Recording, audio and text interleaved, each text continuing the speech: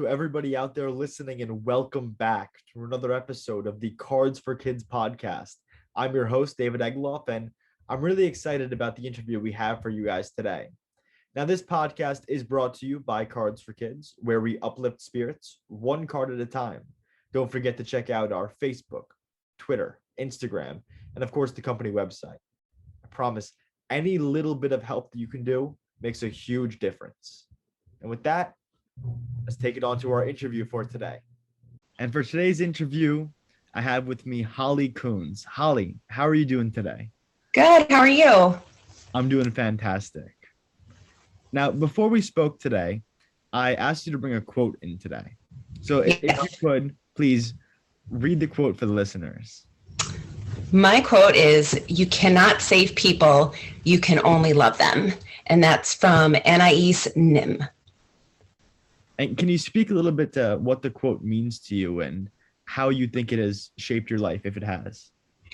Yeah, I love this quote because it's a simple yet very profound truth that for me, and I think for everyone else, it should be guiding how we live. Because the truth is, we can't save people, whether that's physically, spiritually, mentally, but the one thing that we can control is how we love them. No judgment, no agenda, just loving others and finding tangible ways to do that. Do you think you can point to anything in your life at any different times where you see this quote taking place?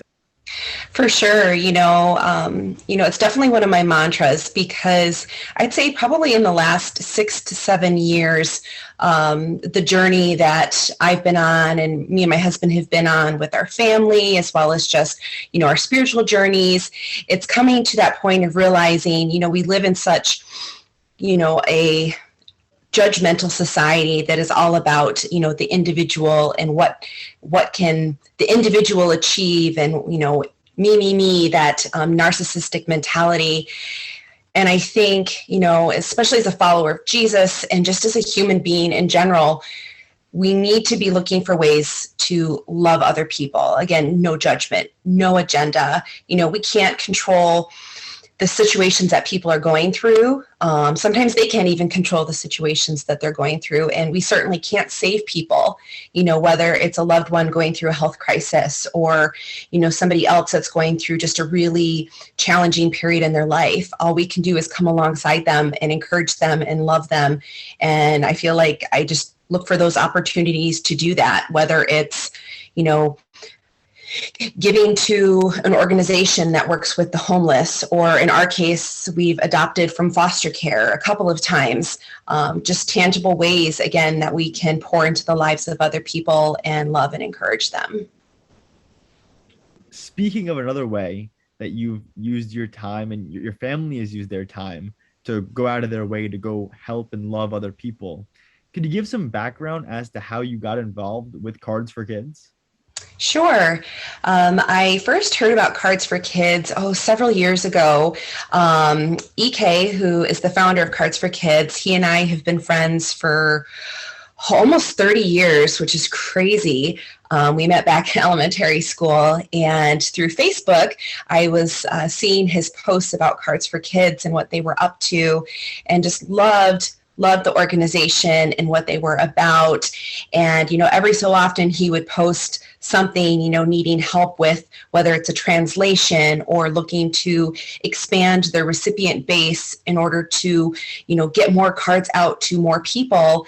And every so often there would be a request that I could actually step in and help with, whether it's getting him connected to some of the organizations that we've worked with here in our area, or just some personal contacts in other parts of the country, where he was really looking to get their foot in the door and, again, expand the number of organizations that they're working with. And you've not only done that, you've also made cards too, correct? Yes, actually, we're getting ready to send in our first batch of cards. We've got about 70 cards that my oldest daughter, as well as some of our other kids, have worked together to make. And they're so stinking cute. I can't wait to get them shipped off. And our kids are really excited to be able to make them. So yeah, our first batch, it's a big batch, and hopefully one of many more to come in the future. 70 cards. Wow. Yep. It's a little easier considering we have 6 kids. So it seems like a lot, but I know we're capable of doing more. And so we hope to do just that. And I also believe that you've been on the receiving end of the cards as well. Is that right? We've talked to a lot of people on this podcast that are card makers, card counters, but we've never had somebody on here who's been on the receiving end before. Could you speak from that perspective? Sure. Yeah, we've received cards a few times now. Over the last few years, our family has gone through some pretty significant crises. And when I would, share little bits about what was going on, on social media, EK would always be one of the first people to reach out to me and say, "Hey, I want to send you some cards. I want to encourage you guys. Don't know what's going on, but sounds like you guys are going through a difficult time." And sure enough, within a few days, a package would show up at our door, and here was this awesome batch of cards. And so our kids would open them up and would take the time to look through all of them. And it was just so cool to see all of these different cards that people handmade, and they're always signed, by the person who made it, as well as their location in a lot of cases. And so to see these beautiful cards that people, spent the time making, our kids were just really encouraged. And as a mom, it was fun to see their reaction, but I was also really encouraged by those cards as well. The most recent difficult time our family went through was just a couple months ago. All 8 of us came down with COVID at the same time, and we were cooped up here in our house for over a month. And we got a package of cards in the mail. And again, it was just so encouraging. I just love reading the notes that people write, because, when people write these cards, they don't know who they're going to, but they know that whoever's going to receive them is going to be encouraged in some way. And that's definitely what we were, getting those cards at a time when, it kind of stunk, the fact that we were all cooped up with COVID and some of us were really not feeling good. And so just to have that little bright spot in the midst of all of that was awesome. Can you just describe the kids' reaction as they see the cards come in and then as they read them? What's that like? It's exciting for them. And I see the big smiles on their face because as a big family, we tend to make a lot of handmade cards when it comes to birthdays and holidays and things because, so many cards are pre-made and they're expensive. And I think cards are just so much more personal, and I love when kids get to make them and show their creativity, and it's always fun to see what they come up with. And so for our kids that are so used to actually making cards for others, for birthdays or holidays and things, I think for them to receive those handmade cards from other people was just really, really special. And they were encouraged by it. And I think for them, it's just a reminder of, hey, when I make a card for somebody, this is what they feel. And so for them to actually be able to feel that love and that encouragement was really special. Now, I know you spoke about your kids a little bit and that you adopted some of them from foster homes. Yeah. Just how important do you think it is to not only be sending cards to kids in the hospital, but also sending cards to kids in that foster home process as well? I think it's so important. We don't think when we think of kids in foster care, I think there's so many assumptions and judgments that people make. And I think a lot of people aren't really aware of just how traumatic that is for kids when they go through the foster system to be, for whatever reason, they're removed from, their home, from their birth relatives, placed into, it could be a temporary situation for, several months to, longer. Or sometimes, they don't get to go home and they go through the process of, foster care and hopefully adoption. And, kids that go into the system, there's a lot of trauma. There's a lot of, really bad negative things that those kids can experience. And so I think to be able to reach out to them and to encourage them, I think is so, so important because those kids need that. They need that encouragement, that assurance that somebody is thinking about them, because it can be very lonely. It can be very sad, very scary. So I think just that small act of a card saying, have a great day, we're thinking about you, or you're somebody special. Just those kind, encouraging words can mean so much to a child that's going through that difficult season of foster care. And probably the fact that they're all handmade.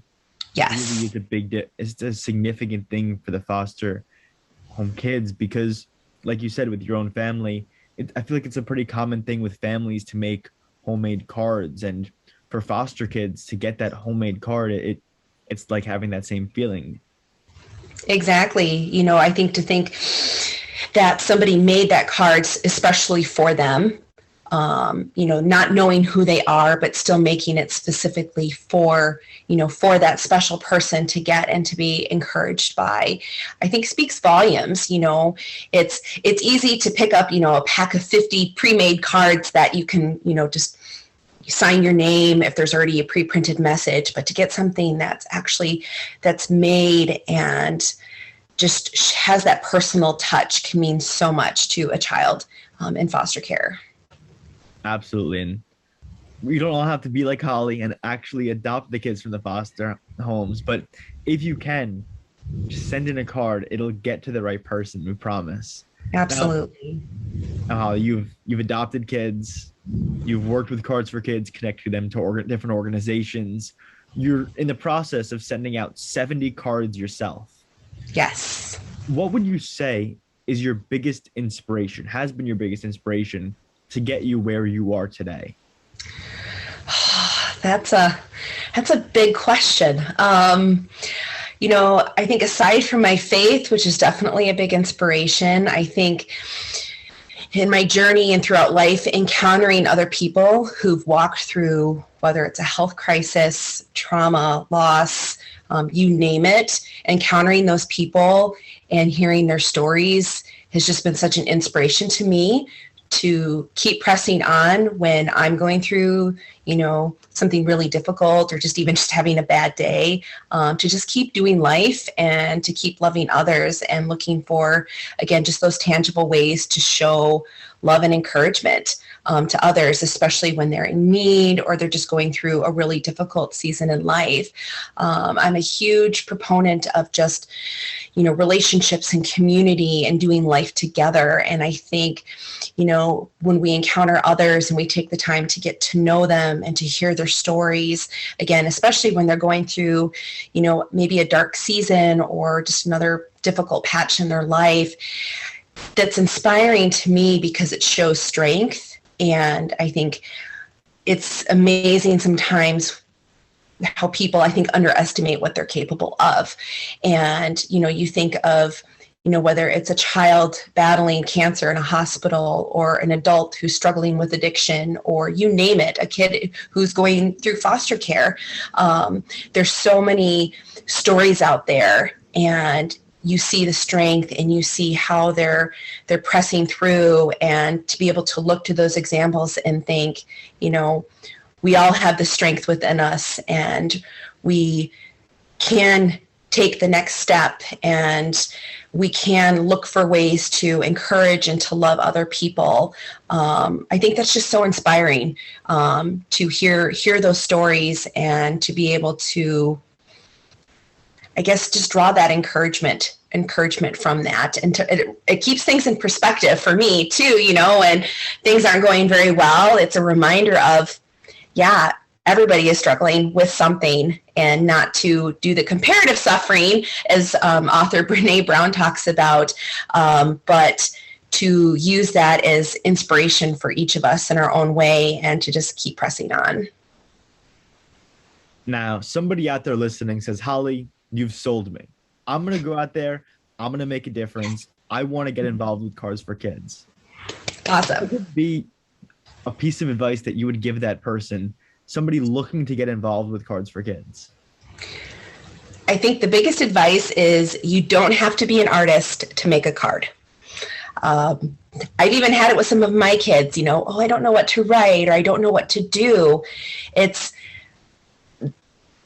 anything is what you want to do. You can, be creative. You can, talk to other people. You don't have to go into it with an agenda or something that you think, oh, it has to be spectacular. Just come as you are. Just write it from the heart, create it from the heart. And, regardless of what you do, it's going to be amazing because it's going to encourage somebody. Holly, thank you so much for taking the time out of your day to come speak to me. And thank you. And with that, this episode of the Cardz For Kidz podcast has come to an end.